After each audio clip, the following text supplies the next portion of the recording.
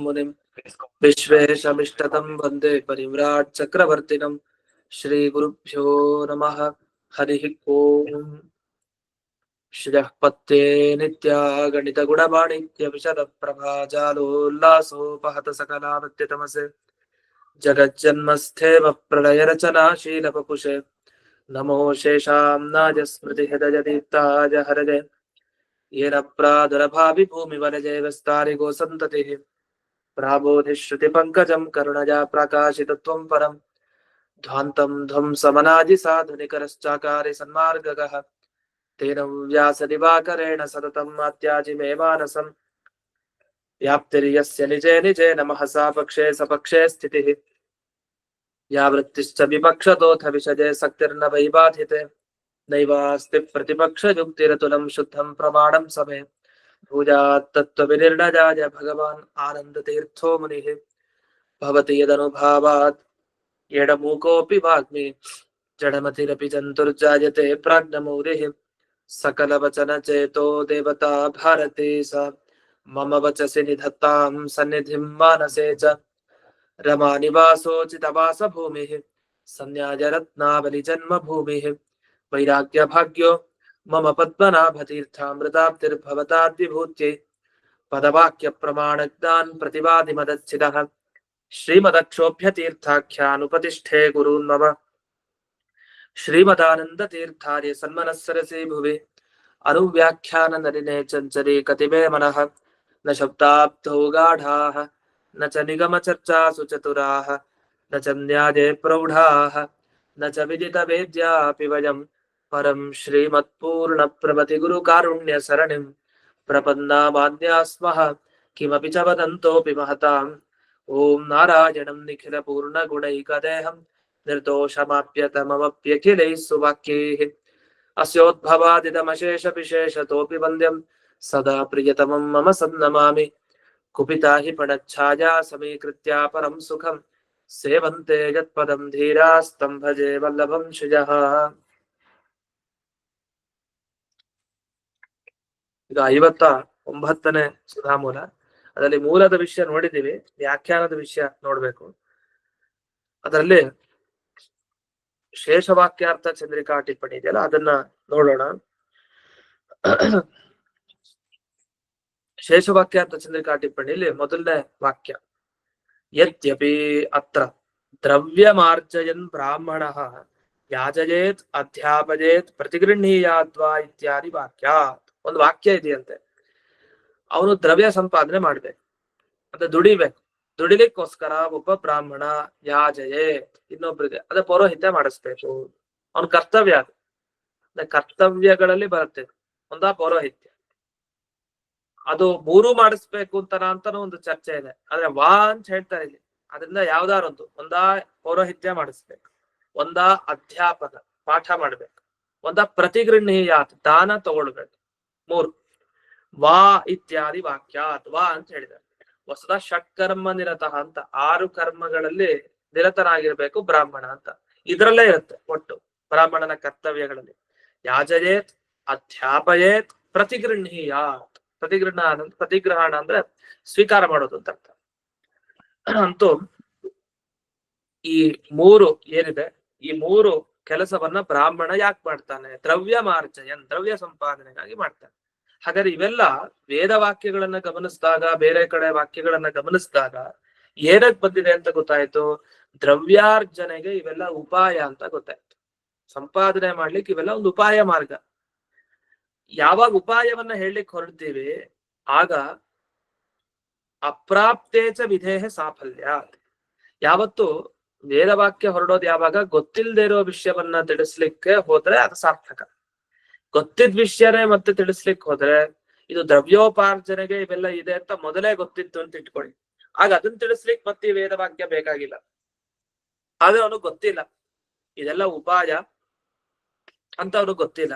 ದ್ರವ್ಯ ಸಂಪಾದನೆ ಮಾಡ್ಬೇಕು ಮನಸ್ಸಿನಲ್ಲಿದೆ, ದುಡ್ಡು ಸಂಪಾದನೆ ಮಾಡ್ಬೇಕು ಅಂತಿದೆ, ಆದರೆ ಏನ್ ಮಾಡ್ಬೇಕು ಅಂತ ಗೊತ್ತಿಲ್ಲ.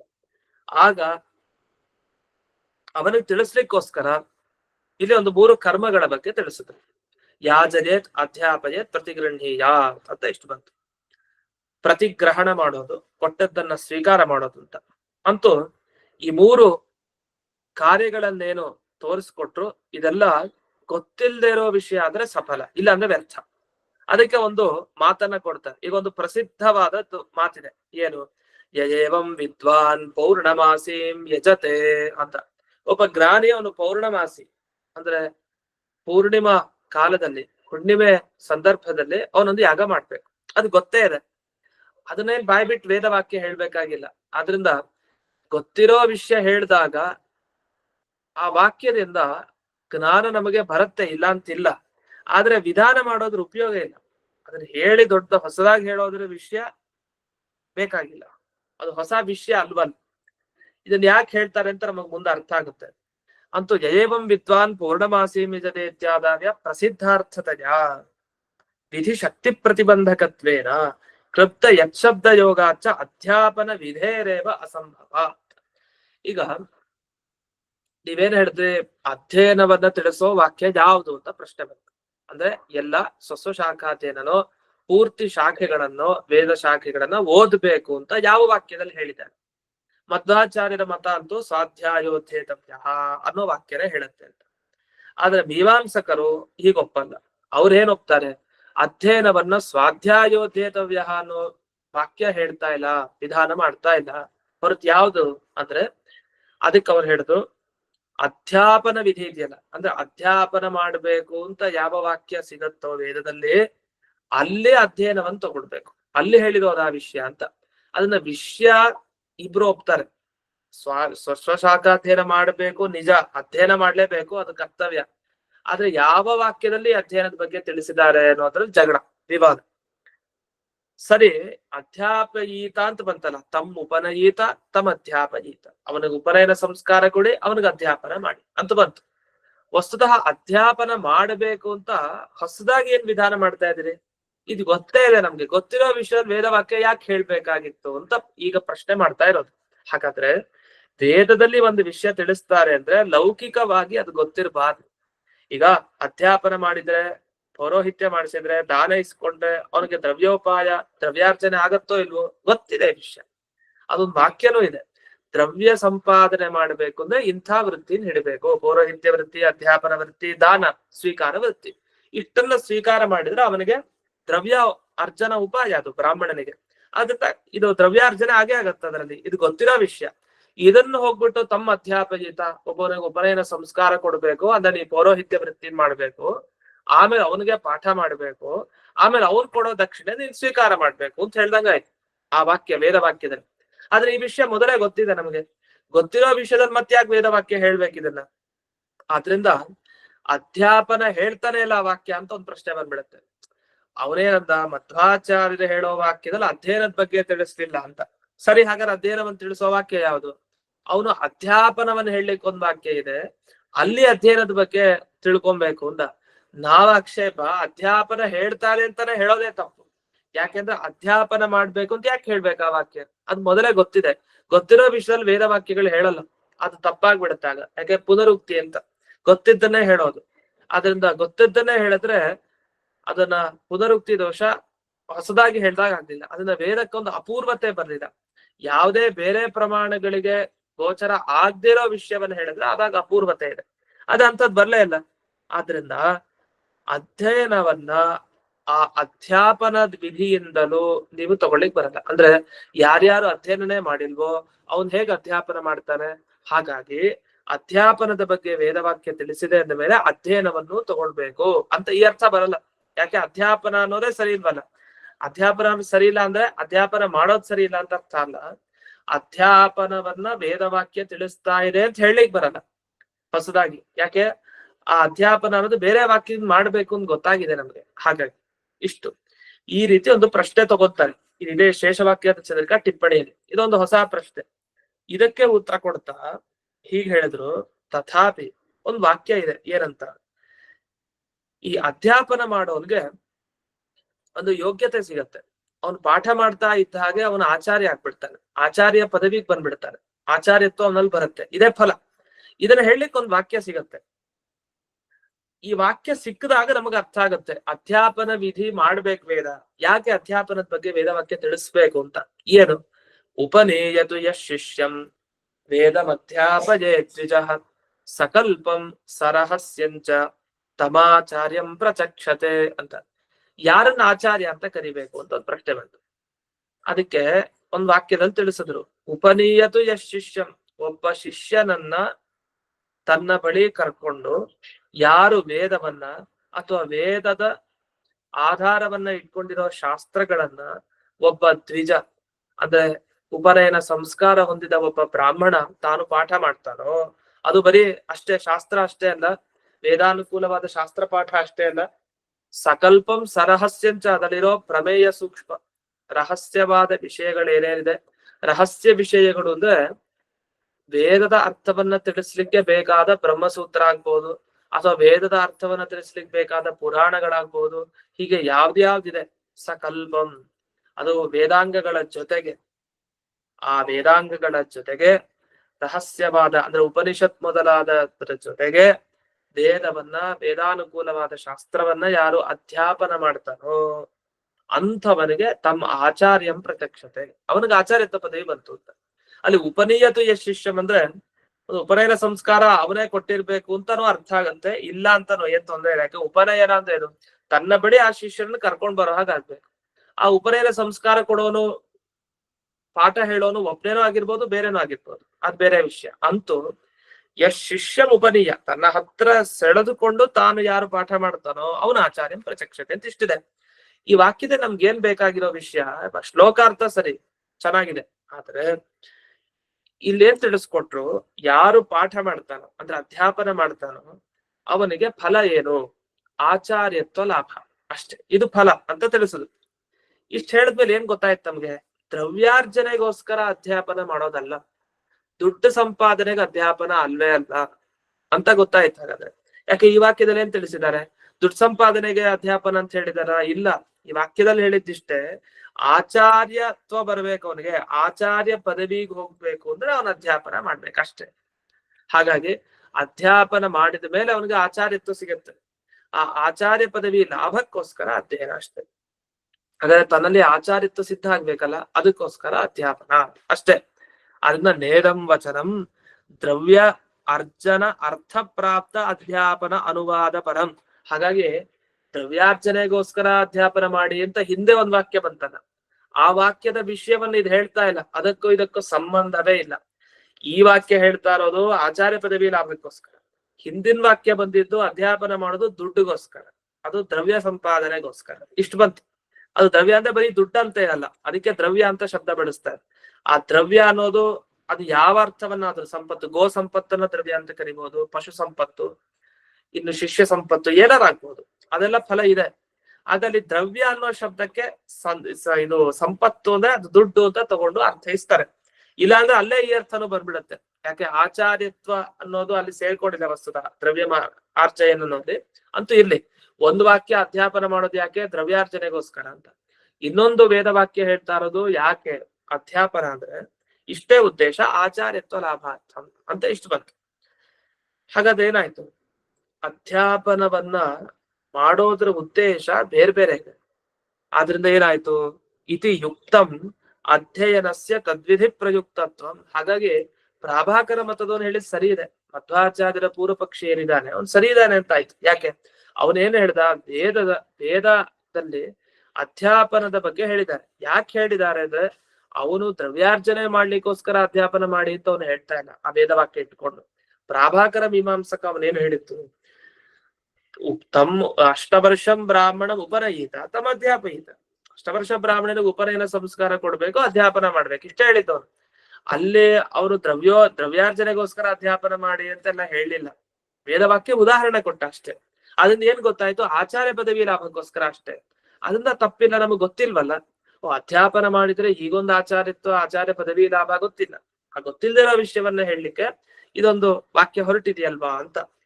ಆದ್ರಿಂದ ಯುಕ್ತಂ ಅಧ್ಯಯನಸ್ಯ ತದ್ವಿಧಿ ಪ್ರಯುಕ್ತತ್ವಂ. ಹಾಗಾಗಿ ಮಧ್ವಾಚಾರ್ಯರು ಹೇಳೋ ಪ್ರಕಾರ ಸ್ವಾಧ್ಯಾಯೋಧ್ಯೇತವ್ಯ ಅನ್ನೋ ವಾಕ್ಯದಿಂದ ಸಿಗಲ್ಲ ವೇದಾಧ್ಯಯನ ಮಾಡ್ಲೇಬೇಕು ಅಂತ.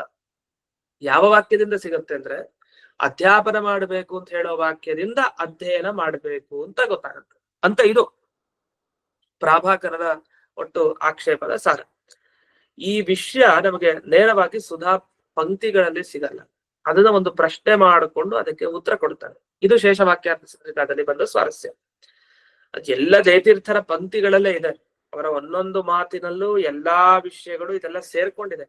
ಆದ್ರೆ ಅದನ್ನ ತೆಗಿಯೋ ಬಗೆ ನಮಗ್ ಗೊತ್ತಾಗಲ್ಲ. ಸುಧಾ ಪಂಕ್ತಿಗಳನ್ನು ಓದಿದಾಗ ಈ ಶಬ್ದಕ್ಕೆ ಈ ರೀತಿ ಅರ್ಥೈಸ್ಕೊಳ್ಬೇಕು ಅಂತ ಗೊತ್ತಾಗೋ ಟಿಪ್ಪಣಿಯಿಂದ ಅಷ್ಟೇ. ಹಾಗಂತ ಸುಧಾದಲ್ಲಿ ಇಲ್ಲದೇ ಇರೋ ವಿಷಯ ಹೇಳಿದ್ರು ಅಂತಲ್ಲ, ಸುಧಾದಲ್ಲಿ ಇರೋ ವಿಷಯವನ್ನ ಚೆನ್ನಾಗಿ ಹೊರಗ್ ತಂದು ಹೇಳಿದ್ದಾರೆ, ತೋರಿಸಿದ್ದಾರೆ ಅಂತ ಅರ್ಥ.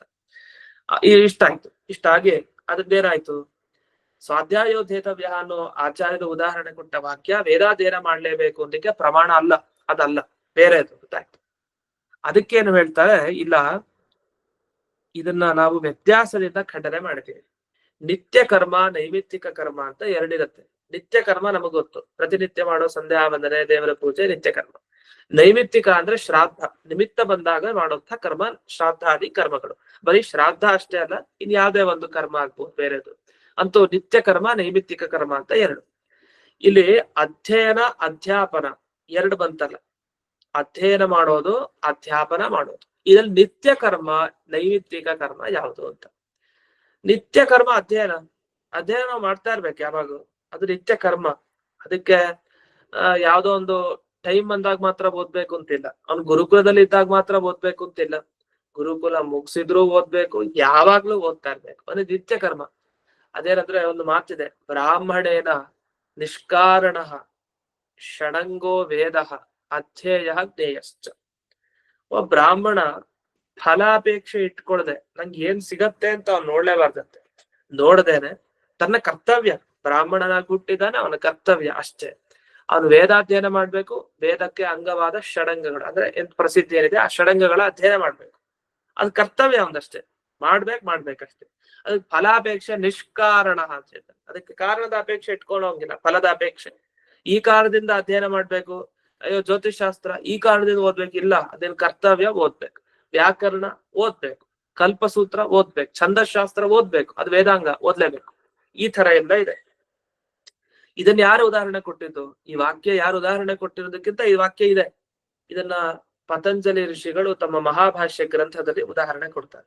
ಈ ತರ ಇದೆ, ಬ್ರಾಹ್ಮಣನ ಕರ್ತವ್ಯವನ್ನು ನಿರೂಪಣೆ ಮಾಡ್ತಾರೆ.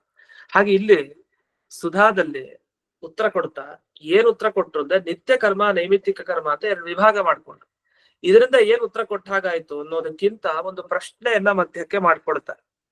ಏನು? ಆಚಾರ್ಯ ಕಾರ್ಯಂ ಅಧ್ಯಾಪನಂ ನಚ ಮಾಭೂತ್. ಅಲ್ಲ, ಆಚಾರ್ಯತ್ವ ಪದವಿ ಬರ್ಲಿಕ್ಕೋಸ್ಕರ ಅಧ್ಯಾಪನ ಮಾಡ್ಬೇಕು ಅಂತ ಹೇಳ್ತಿರಲ್ಲ, ಇದನ್ನ ಒಪ್ಪಲ್ಲ ನಾವು ಅಂತ. ಇದು ಇನ್ನೊಂದು ಹೊಸ ಆಕ್ಷೇಪ ಇದು. ಇದುವರೆಗೂ ನಾವು ಅದನ್ನ ಕೇಳ್ತಾ ಇದ್ವಿ, ಈ ಎಲ್ಲ ಟಿಪ್ಪಣಿಗಳಲ್ಲಿ ಏನ್ ಕೇಳ್ತಾ ಇದ್ವಿ, ಆ ವೇದವಾಕ್ಯದಲ್ಲಿ ಪ್ರಾಭಾಕರ ಏನ್ ಹೇಳಿದಾನೆ, ಅಧ್ಯಾಪನ ಮಾಡೋದು ಯಾಕೆ ಅಂದ್ರೆ ತನಗೆ ಆಚಾರ್ಯ ಪದವಿ ಲಾಭ ಆಗ್ಬೇಕು, ಅದಕ್ಕೋಸ್ಕರ. ಹಾಗಲ್ಲ, ಇನ್ನೊಂದ್ ರೀತಿ ಇದೆ. ಏನಂದ್ರೆ ಒಂದು ಮಾತು, ವಿದ್ಯಾದಾನೇನ ಸುಮತಿ ಬ್ರಹ್ಮಲೋಕೆ ಮಹೀಯತೆ ಅಂತ ಇದೆ ಒಂದ್ ವಾಕ್ಯ. ಇಲ್ಲೇನ್ ಹೇಳಿದ್ದಾರೆ ಅಂದ್ರೆ ವಿದ್ಯಾದಾನ ಮಾಡ್ಬೇಕಂತೆ, ಎಲ್ರಿಗೂ ಹಂಚ್ಬೇಕಂತ ವಿದ್ಯೆ. ಗೊತ್ತಿದ್ದ ವಿದ್ಯೆ ಎಲ್ಲರಿಗೂ ಹಂಚ್ತಾ ಇರ್ಬೇಕಂತೆ, ಗೊತ್ತಿದ್ದ ಇನ್ನೊಬ್ರಿಗೆ ಹೇಳ್ಬೇಕು. ಯಾಕೆ ಅಂದ್ರೆ ಯಾವ ಸುಮತಿ, ಒಳ್ಳೆ ಬುದ್ಧಿ ಇರೋ ಒಬ್ಬ ಜ್ಞಾನಿ ವಿದ್ವಾಂಸ, ಅವನು ತಾನು ವಿದ್ಯಾದಾನ ಮಾಡಿದಾಗ ಏನ್ ಫಲ ಪಡಿತಾನವನು ಅಂತ ಪ್ರಶ್ನೆ. ಅಷ್ಟು ವಿದ್ಯೆಯನ್ನ ಹಂಚೋದ್ರಿಂದ ಒಬ್ಬ ಸುಮತಿಗೆ, ಶುದ್ಧ ಮತಿ ಬುದ್ಧಿ ಇರೋವನಿಗೆ ಏನ್ ಫಲ? ಬ್ರಹ್ಮಲೋಕೆ ಮಹೀಯತೆ, ದೇವರ ಲೋಕದಲ್ಲಿ ಅವನಿಗೆ ಪೂಜ್ಯತ್ವ ಸಿಗತ್ತೆ, ದೇವರ ಲೋಕದಲ್ಲಿ ಅವನಿಗೆ ಗೌರವ ಆದರಗಳಿರುತ್ತೆ ಅಂತ. ಬ್ರಹ್ಮಲೋಕದಲ್ಲಿ ಅವನಿಗೆ ಸ್ಥಿತಿ ಅಂತ ಹೇಳಿದ. ಹಾಗಾದ್ರೆ ಬ್ರಹ್ಮಲೋಕ ಪ್ರಾಪ್ತಿ ಯಾರಿಗೆ? ವಿದ್ಯಾದಾನೇನ ಸುಮತಿ ಅಂತ ಇದೊಂದು ವಾಕ್ಯ. ಹಾಗಾದ್ರೆ ಏನಾಯ್ತು? ಸುಮತಿ ವಿದ್ಯಾದಾನೇನ ಬ್ರಹ್ಮಲೋಕೆ ಮಹೀಯತೆ ಇಷ್ಟ ಹೇಳಿದ್ರು. ಇದರಿಂದ ಏನ್ ಗೊತ್ತಾಯ್ತಂದ್ರೆ ವಿದ್ಯಾದಾನ ಮಾಡಿದ್ದಕ್ಕೆ ಏನು ಫಲ ಅಂದ್ರೆ ವಿದ್ಯಾದಾನಾತ್ಮಕತ್ವಾತ್ ಅಧ್ಯಾಪನಮಪಿ ಬ್ರಹ್ಮಲೋಕ ಅವಾಪ್ತಿ ಲಕ್ಷಣ ಫಲ ಶೇಷತಯ ವಿಧೀಯತೆ. ಅದನ್ನ ವಿದ್ಯಾದಾನ ಮಾಡ್ಬೇಕು, ಸರಿ. ಅದನ್ನ ವಿದ್ಯಾದಾನ ಮಾಡೋದು ಯಾವ ಕ್ರಮದಲ್ಲಿ? ಅಧ್ಯಾಪನ ಮಾಡಿದ್ರೆ ವಿದ್ಯಾದಾನ ಮಾಡಿದಾಗ ಆಗತ್ತೆ. ಈಗ ಒಂದು 10 ಜನ ಕೂತಿದ್ರು, ಒಂದ್ ವಿಷಯವನ್ನು ಒಬ್ರು ಹೇಳ್ಕೊಟ್ರು, ಆಗ ಅವ್ರು ವಿದ್ಯಾದಾನ ಮಾಡಿದಾಗ, ಯಾಕೆ ತಮಗ್ ಗೊತ್ತಿದ್ದ ವಿಷಯ ಒಂದು ಹೇಳ್ತಾರೆ. ಈಗ ಅನೇಕ ಕಡೆ ನೋಡ್ತಾ ಇರ್ತೀವಿ, ಒಂದು ಗುಂಪು ಸೇರ್ಕೊಂಡಿರುತ್ತೆ, ಸೇರಿದಾಗ ಅವ್ರಿಗೆ ಗೊತ್ತಿರೋ ವಿಷಯ ಒಬ್ರು ಇನ್ನೊಬ್ರಿಗೆ ಹೇಳ್ತಾ ಇರ್ತಾರೆ, ಈ ತರ ಎಲ್ಲ ವಿಷಯ ಬಂತು ಅಂತ ಹೇಳ್ತಾರೆ, ಇನ್ನೊಬ್ರು ಇನ್ನೊಂದು ವಿಷಯ ಹೇಳ್ತಾರೆ, ಹೊಸ ವಿಷಯ ಅಲ್ಲಿ ಬರುತ್ತೆ. ಒಂದು 10-20 ಜನ ಸೇರಿದಾಗ ಹೊಸ ವಿಷಯ ಚರ್ಚೆ ಆಗತ್ತೆ, ಬರುತ್ತೆ ವಿಷಯ. ಹಾಗೆಲ್ಲ ವಿದ್ಯಾದಾನ ಮಾಡಿದಾಗೆ ಲೆಕ್ಕ. ಇಲ್ಲ ಸುಮ್ನೆ ಬಚ್ಚಿಟ್ಕೊಂಡು ನನ್ನಲ್ಲಿ ಮಾತ್ರ ಈ ವಿದ್ಯೆ ಇರ್ಬೇಕು, ಬೇರೆಯವ್ರಿಗೆ ಗೊತ್ತಾಗ್ಬಾರ್ದು ಅಂದ್ರೆ ಅದು ಒಳಗಡೆ ಇರುತ್ತೆ, ಕೊನೆಗೂ ಹೊರಗಡೆ ಬರೋದೇ ಇಲ್ಲ. ಸರಿ, ಅಂತೂ ವಿದ್ಯಾದಾನ ಅಂದ್ರೆ ಯಾವ ತರನಾರು ಆಗ್ಬೋದು. ಅದು ಹೊರಗೆ ಮಾತಿನ ಮುಖಾಂತರ ತಿಳಿಸೋದಾಗ್ಬೋದು, ಅಥವಾ ಪೀಠದ ಮುಂದೆ ಕೂತ್ಕೊಂಡು ಹೇಳೋದಾದ್ರೂ ಆಗ್ಬೋದು, ಯಾವ ತರನಾದ್ರು. ಹಾಗಾದ್ರೆ ಅಧ್ಯಾಪನ ಎಲ್ಲಿ ಸೇರುತ್ತೆ? ಆ ವಿದ್ಯಾದಾನದ ಒಂದು ಭಾಗ ಇದು ಅಧ್ಯಾಪನ. ಅಧ್ಯಾಪನ ಮಾಡ್ಬೇಕಾದ್ರೆ ವಿದ್ಯಾದಾನ ಆಗೇ ಆಗತ್ತೆ ಅಂತ ಅರ್ಥ. ಹಾಗಾದ್ರೆ ಅಧ್ಯಾಪನದ ಇದು ವಿದ್ಯಾದಾನದ ಒಂದು ಭಾಗ ಅಧ್ಯಾಪನ.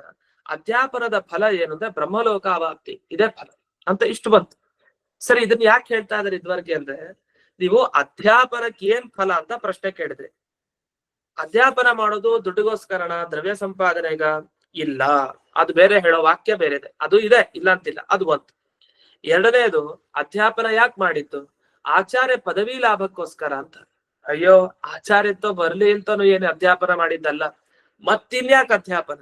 ಅದು ವಿದ್ಯಾದಾನ ಮಾಡಿದ ಬ್ರಹ್ಮಲೋಕಾವಾಪ್ತಿ ಇದೆಯಲ್ಲ, ಉತ್ತಮ ಲೋಕ ಸಿಗತ್ತಲ್ಲ, ಅದಕ್ಕೋಸ್ಕರ ಅಧ್ಯಾಪನ. ಹಾಗಾದ್ರೆ ಒಂದೇ ಅಧ್ಯಾಪನಕ್ಕೆ 3 ಪ್ರಯೋಜನ ಆಯ್ತು. ಇಲ್ಲಿ ಯಾವ್ದನ್ ತಗೊಳ್ಬೇಕೇನೋ, ಇಲ್ಲಿ ಏನು ಮುಂದೆ ಆಕ್ಷೇಪ ಮಾಡ್ಲಿಕ್ಕೆ ಇವ್ರು ಹೋಗ್ತಾ ಇದ್ದಾರೆ ಅಂತ ಇದ್ರ ಬಗ್ಗೆ ಕಟಾಕ್ಷ ಬೇಕು, ದೃಷ್ಟಿ. ಅದ ಶೇಷವಾಕ್ಯಾರ್ಥ ಚಂದ್ರಿಕಾ ಈ ಟಿಪ್ಪಣಿಯಲ್ಲಿ ಇದೇ ಅಧ್ಯಾಪನದ ಬಗ್ಗೆ ಬೇರೆ ಬೇರೆ ಕಡೆ ಬರುವಂತಹ ವಾಕ್ಯಗಳನ್ನ ಇಟ್ಟುಕೊಂಡು ಮೀಮಾಂಸಾ ಶಾಸ್ತ್ರದ ಆಕ್ಷೇಪಗಳೇನು, ಅದಕ್ಕೆ ಖಂಡನೆಯನ್ನ ಜಯತೀರ್ಥರು ಏನ್ ಮಾಡಿದ್ರು, ಆ ದೃಷ್ಟಿಯನ್ನ ಕೊಡ್ತಾ ಹೋಗ್ತಾ ಇದ್ದಾರೆ. ಅದೇನ್ ವಿಷಯಗಳು ಮುಂದಕ್ಕೆ ಬರುತ್ತೆ ಅನ್ನೋದನ್ನ ನಾಳೆ ದಿವಸ ನೋಡೋಣ ಅಂತ ಹೇಳ್ತಾ ಇದ್ದೀರ ಪಾಠವನ್ನ ಸ್ಮತ್ ಗುರುವಂತರ್ಗತ ವ್ಯಾಸತೀರ್ಥ ಗುರುವಂತರ್ಗತ ಭಾರತೀಯ ರಮಣ ಮುಖ್ಯ ಪ್ರಾಣ ಅಂತರ್ಗತ ಶ್ರೀಮನ್ ಮೂಲ ಗೋಪಾಲಕೃಷ್ಣನಿಗೆ ಅರ್ಪಣೆ ಮಾಡ್ತೀನಿ. ಶ್ರೀಕೃಷ್ಣ ನಮಸ್ಕಾರ. ನಮಸ್ಕಾರ.